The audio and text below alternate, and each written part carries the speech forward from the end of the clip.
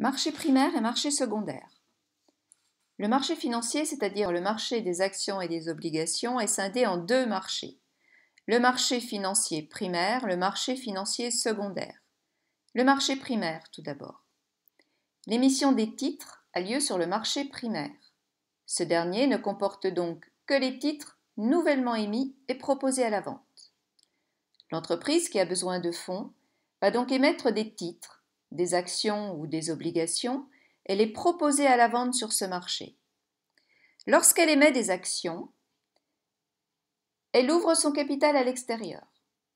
Si c'est la première fois qu'elle ouvre son capital à l'extérieur, on dit que c'est une introduction en bourse, IPO en anglais. Si ce n'est pas la première fois qu'elle ouvre son capital sur le marché financier, on parle alors d'augmentation de capital.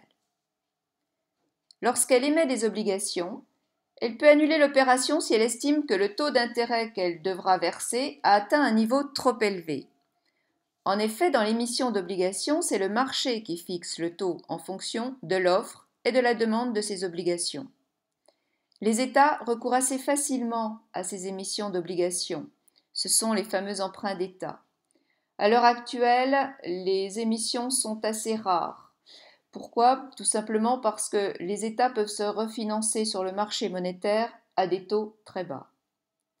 L'ensemble des capitaux souscrits, actions et obligations, sont directement versés aux émetteurs, entreprises ou États. Le marché secondaire, cette fois-ci, c'est le marché de la bourse.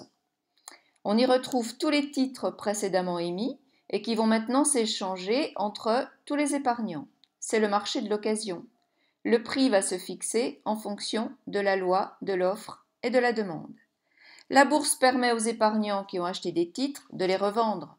La bourse permet donc d'assurer la liquidité des titres. En effet, personne n'achèterait s'il n'avait l'assurance de pouvoir revendre, à perte peut-être, mais de revendre quand même. La bourse permet également aux épargnants de placer leur épargne et de capitaliser, en fonction des bons et des mauvais jours, évidemment.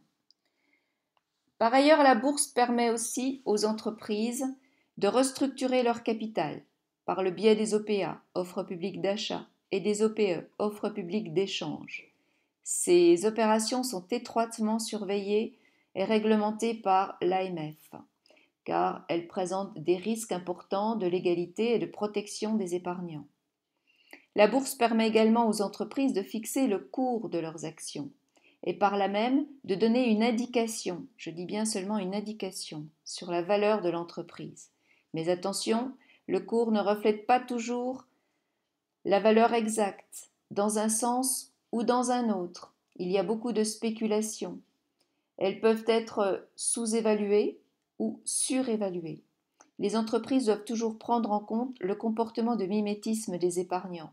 Dans ce comportement, les épargnants vont vendre quand tout le monde vend et acheter quand tout le monde achète. Le cours sera alors forcément faussé et ne reflètera pas la valeur de l'entreprise.